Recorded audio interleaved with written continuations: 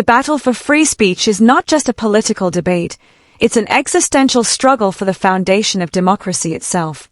Across the Western world, the once sacred right to express one's thoughts without fear of censorship is being chipped away, piece by piece.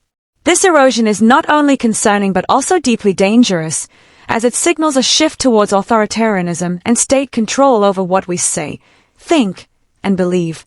In the UK, Europe, and even in the United States, we are seeing a disturbing trend in which governments, tech companies, and other power brokers police and suppress speech in unprecedented ways.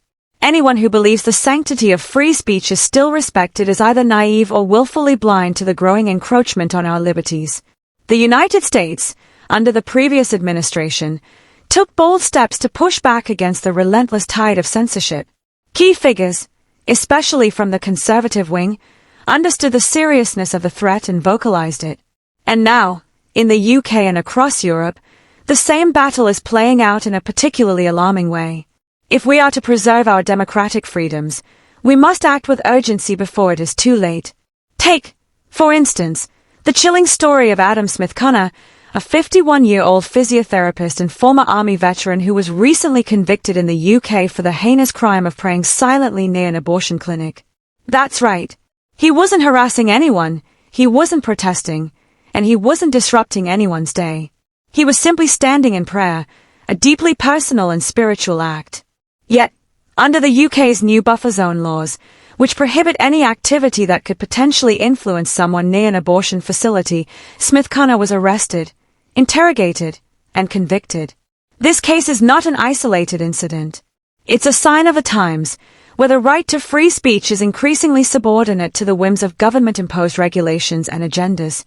The UK, once a bastion of free thought and open expression, is now considering laws that allow for the criminalization of speech based on nothing more than its potential to offend.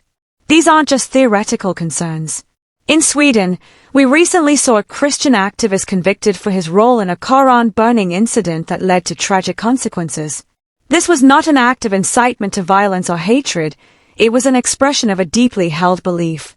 And yet, Sweden's courts have ruled that free expression doesn't give you the right to speak if it risks offending a particular group. This is not just a slippery slope, this is a full-blown freefall into a world where the state dictates what you can and cannot say. Perhaps the most alarming aspect of these developments is the complacency with which they are being accepted. Policymakers in Brussels are considering measures to shut down social media during civil unrest, and government agencies are raiding citizens' homes for making controversial comments online. These incidents are not only appalling but indicative of a broader trend where free speech is being treated as a privilege, not a right. If the powers that be can silence the public discourse, they can control the narrative. And once they control the narrative, they control everything. This is the end of true democracy. In this light, the comments made by a prominent ally of Donald Trump regarding Europe's growing free speech crisis should be taken seriously. The speech described how in many parts of Europe, citizens are losing their right to speak freely. The speaker specifically pointed out how, in the UK, there has been a disturbing rise in legislation designed to quash the fundamental rights of individuals, especially those who do not align with the dominant political ideologies of the day.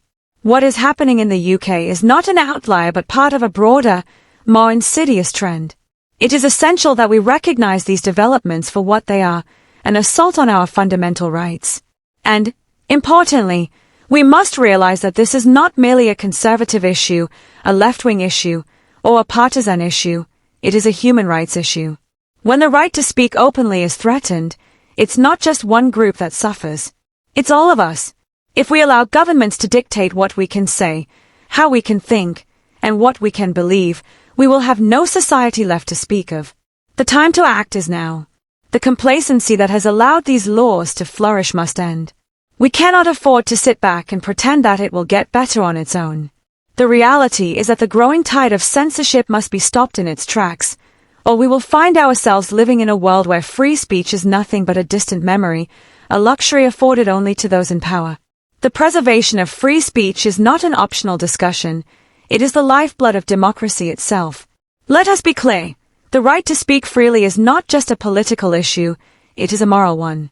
As citizens of a democratic society, it is our duty to defend this right. We must be prepared to stand up to those who seek to muzzle us. If we do not, we risk living in a world where our voices are no longer our own. And when that happens, we will have lost everything.